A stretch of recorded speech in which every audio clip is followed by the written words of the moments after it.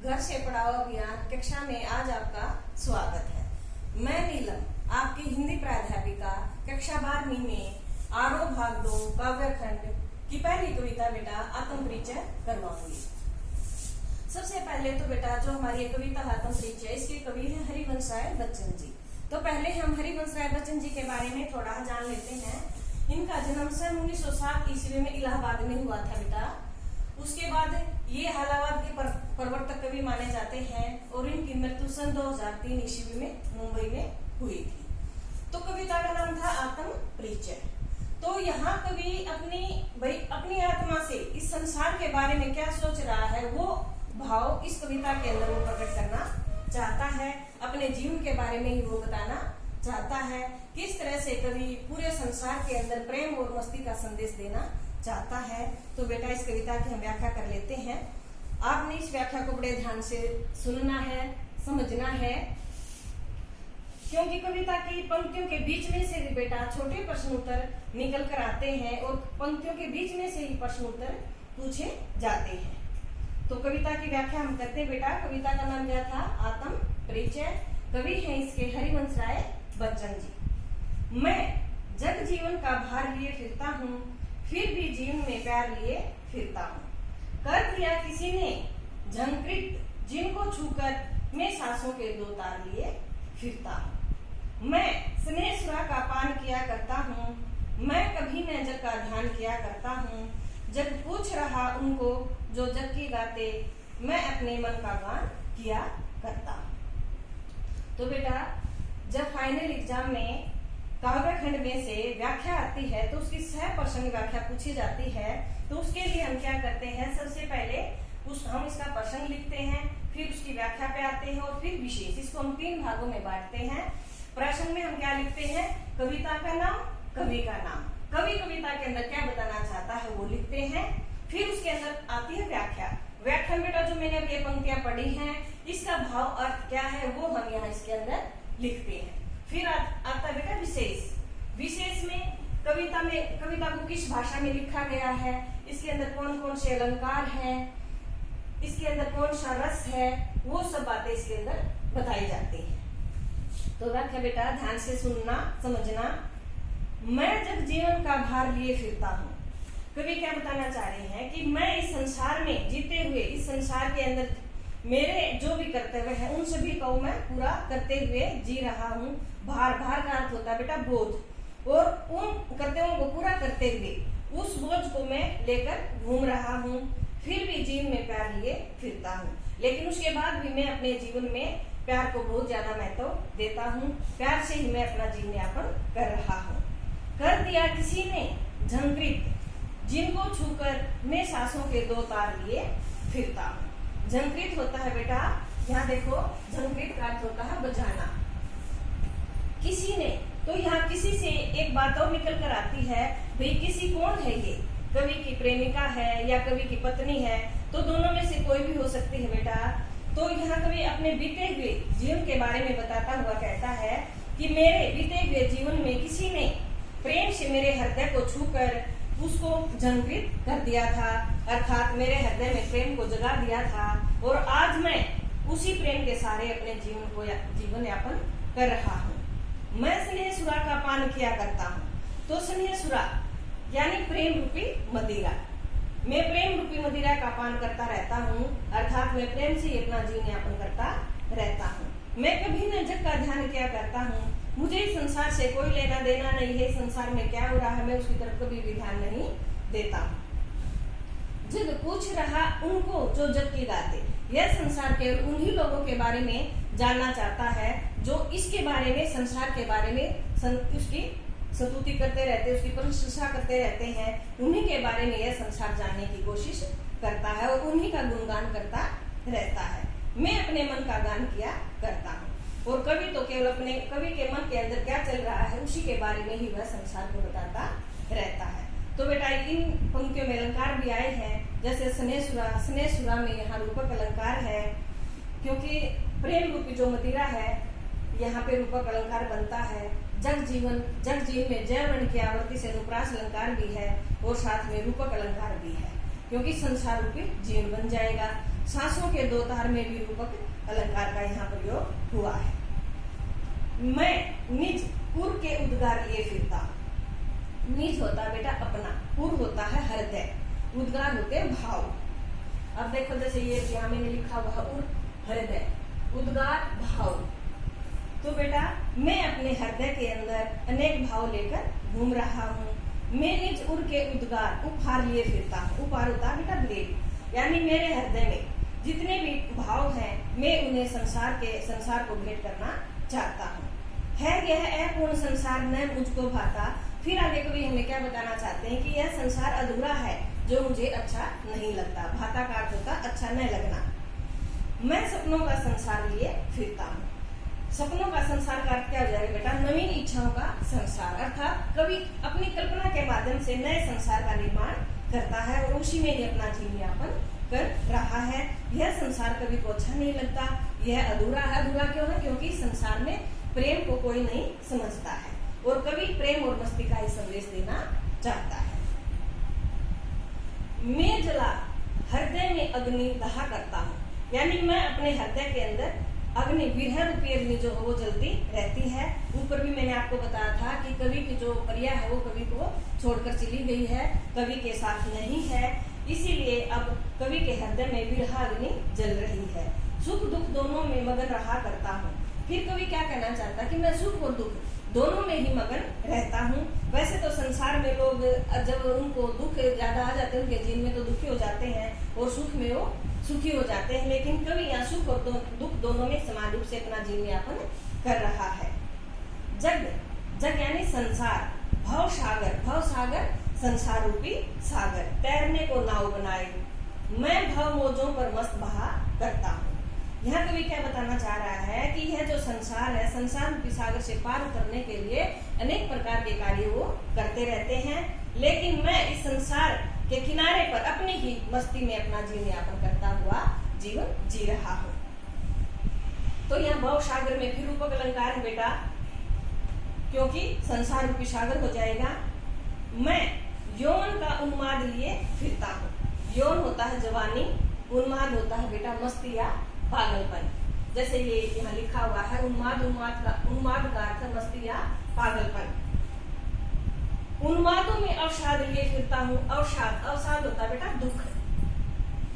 तो कवि क्या बताना चाह रहे हैं कि मैं यौन का उन्माद, यानी मैं अपनी जवानी में अपनी ही मस्ती और अपने ही पागलपन में अपना जीवन यापन कर रहा हूँ, और इसी मस्ती और पागलपन में मेरे अंदर जो हृदय के अंदर दुख छिपा हुआ है उसको भी मैं साथ लेकर चल रहा हूँ। जो मुझको बाहर हंसा रुलाती भीतर मैं हाय किसी की याद लिए फिरता हूँ। फिर कवि क्या कह रहा है कि जो मुझको, यानी कवि के हृदय में गहरा दुख है। कवि बाहर से तो लोगों को दिखाता मैं हंस रहा हूँ, लेकिन अंदर से विरह अग्नि के कारण उसका हृदय दुखी है और वह रोता रहता है। मैं हाय, यहाँ जो हाय शब्द है, इस शब्द से कवि की विरह जो वेदना वो साकार हो उठी है। कवि क्या बताना चाह रहा है कि किसी की याद मेरे हृदय में दबी हुई है और उसी याद के साथ मैं अपना जीवन यापन कर रहा हूँ, लेकिन जिसकी याद मेरे हृदय में है वो मेरे साथ अब नहीं है, जिसके कारण मेरा हृदय दुखी है। कर यतन मिटे सब सत्य किसी ने जाना, नादान वही है हाय जहाँ पर दाना।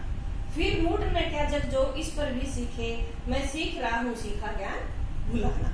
तो यहाँ कभी हमें क्या बताना चाह रहे हैं? कर यतन मिटे।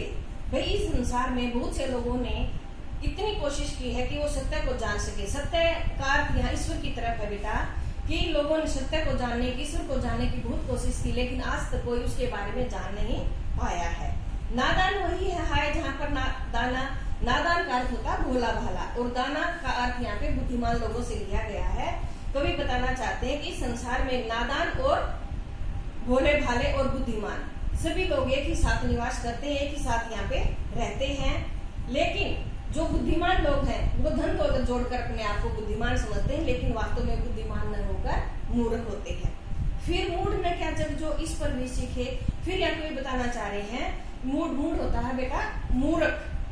यहाँ कवि क्या बताना चाहते हैं कि यह इस संसार को मैं भला मूर्ख क्यों न कहूं, क्योंकि लोगों ने बहुत कोशिश की सत्य को जानने की, लेकिन कोई नहीं जान सका और अंत में वो मिट जाते हैं।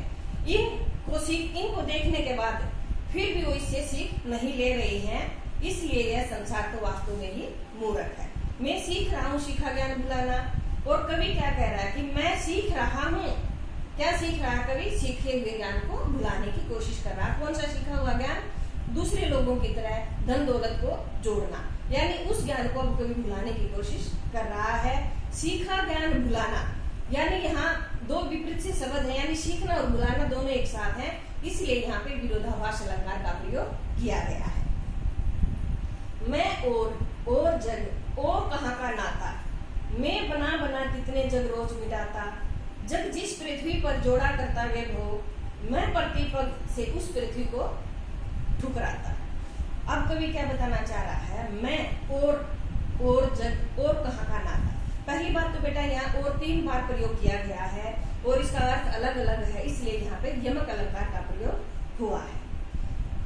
मैं बना बना 2 बार प्रयोग किया गया है, लेकिन खाली सुंदरता के लिए, इसलिए यहाँ पे पुनरुक्ति प्रकाश अलंकार का प्रयोग हुआ है। प्रतिपद पैवरण की आवृत्ति से यहाँ पे अनुप्रास अलंकार का प्रयोग किया गया है। तो अब इसकी व्याख्या देखिए। मैं और, यानी मेरा और इस संसार का आपस में कोई रिश्ता नाता नहीं है, क्योंकि मैं बना कितने, मैं तो अपनी कल्पना का संसार बनाता हूँ, सपनों का संसार हर रोज बनाता हूँ और उसे मिटा देता हूँ। जग जिस पृथ्वी पर, यानी यह संसार इस धरती के ऊपर जो धन दौलत ऐश्वर्य को जोड़ा करता है, मैं तो प्रत्येक कदम पर इस पृथ्वी से उसे ठुकराता हुआ चल रहा हूँ। अर्थात मैं इस पृथ्वी के ऊपर धन दौलत ऐश्वर्य वैभव इत्यादि को नहीं जोड़ना पसंद करता। मैं निज रोदन में राग लिए फिरता हूँ। रोदन होता है बेटा रोना, राग होता है प्रेम, यानी मैं निज होता है मेरा अपना, मैं निज रोदन, यानी मैं जब रो रहा हूँ उस रोने में भी मेरे में प्रेम छिपा हुआ है। शीतल वाणी में आग लिए फिरता हूँ, और मेरी वाणी देखने में तो शीतल लगती है, लेकिन वास्तव में इसके अंदर विरह की अग्नि जलती रहती है। वो जिस पर भूपों के प्रासाद निछावर, भूप होता है राजा महाराजा, प्रासाद होता है बेटा महल, निछावर होता है बलिदान कर देना, यानी जिस प्रेम के ऊपर बड़े बड़े राजा महाराजाओं ने अपने बड़े बड़े महलों को न्यौछावर कर दिया था, मेरे हृदय में उसी प्रेम का एक छोटा सा खंडहर अब भी जो है उसको लेकर मैं घूम रहा हूँ। मैं रोया इसको तुम कहते हो गाना, मैं फूट पड़ा तुम कहते छंद बनाना, क्यों कभी कहकर संसार मुझे अपनाए, मैं दुनिया का हूँ एक नया दीवाना। मैं रोया इसको तुम कहते हो गाना, मैं फूट पड़ा तुम कहते छंद बनाना, क्यों कभी कहकर संसार मुझे अपनाए, मैं दुनिया का हूँ एक नया दीवाना। इन पंक्तियों में कवि क्या बताना चाह रहे? देखो, मैं रोया अर्थात कवि के हृदय में पीड़ा है, विरह की अग्नि उसके हृदय में जल रही है, जिसकी वजह से कवि रो रहा है, लेकिन लोग उसे क्या कहते हैं कि वह गाना गा रहा है। और जब कवि को विरहाग्नि के कारण अत्यधिक पीड़ा हुई और कवि से सहन नहीं किया गया, तो कवि फूट फूट कर रोने लगता है, और उसे लोगों ने क्या बता दिया कि कवि कविता बना रहा है। क्यों कवि कहकर संसार मुझे अपनाए, यह संसार मुझे कवि कहकर क्यों अपनाना चाहता है, मुझे कवि कहकर क्यों संबोधित करना चाहता है, जबकि मैं तो इस दुनिया का एक नया दीवाना हूँ। अर्थात मैं तो दीवानों की तरह प्रेम और मस्ती का संदेश लेकर इस दुनिया में आया हूँ और लोगों को प्रेम और मस्ती का ही संदेश देना चाहता हूँ। क्यों कवि कहकर, यह कैवरण की आवृत्ति 3 बार हुई है, इसलिए यहाँ पे अनुप्रास अलंकार का प्रयोग हुआ है। मैं दीवानों का वेश लिए फिरता हूँ, मैं मादकता होता है बेटा नशा, निशेष लिए फिरता हूँ, निशेष होता पूर्ण, निशेष का क्या होता पूर्ण, जिसको सुनकर जब झूम झुके लहराए, मैं मस्ती का संदेश लिए फिरता हूँ। कवि क्या कहता है? मैं दीवानों का वेश लिए फिरता हूँ, अर्थात जिस तरह से दीवाने लोगों की जो वेशभूषा होती है, मैंने वैसी वेशभूषा धारण कर रखी है और मैं भी उसी तरह से ही इस संसार में घूम रहा हूँ। मैं मादकता, लेकिन मेरे इस दीवानगी के अंदर एक तरह का नशा है, और मेरा जो संपूर्ण काव्य है वह मस्ती और प्रेम का ही संदेश दे रहा है, और उसी मस्ती और प्रेम के संदेश को लोग सुनकर इस संसार में झूम उठते हैं, मेरे सामने झुक जाते हैं और मस्ती से लहरा उठते हैं। मैं मस्ती का संदेश लिए फिरता हूँ। तो मैं तो इस संसार में अपनी मस्ती का ही संदेश लिए हुए फिर रहा हूँ। लोगों को अपनी ही मस्ती, प्रेम और मस्ती का संदेश देना चाहता हूँ। लोगों को समझाना चाहता हूँ कि वे अपना जीवन मस्ती और प्रेम से ही व्यतीत करें। तो बेटा इस तरह से कविता तो हमारी ये पूरी हो गई है। अब इस कविता में से छोटे प्रश्न उत्तर कैसे निकलते हैं वो और एक बार देख लो। अब जैसे पहला प्रश्न इसमें बनता है, मैं जग जीवन का भार लिए फिरता हूँ। तो कवि किसका भार लिए फिरता है? जग जीवन का। किसका लिए फिरता है? जग जीवन का। फिर इसी तरह से क्वेश्चन पूछा जा सकता है कि स्नेहसुरा में कौन सा अलंकार है? तो मैंने पहले भी आपको बताया था, स्नेहसुरा में रूपक अलंकार का प्रयोग किया गया है। इस तरह से बेटा अब आगे और क्वेश्चन देखो। जैसे ये था एक, मैं और जग, और कहाँ का नाता, यहाँ और शब्द 3 बार प्रयोग हुआ। तो यहाँ कौन सा अलंकार है? यमक अलंकार। एक था बेटा सीखा ज्ञान भुलाना, सीखना और भुलाना। तो यहाँ कौन सा अलंकार है? विरोधाभास अलंकार। तो इस तरह से बेटा पूरी कविता की पंक्तियों में से छोटे हमारे प्रश्न उत्तर निकलते हैं, उनको भी आप ध्यान से कर लेंगे।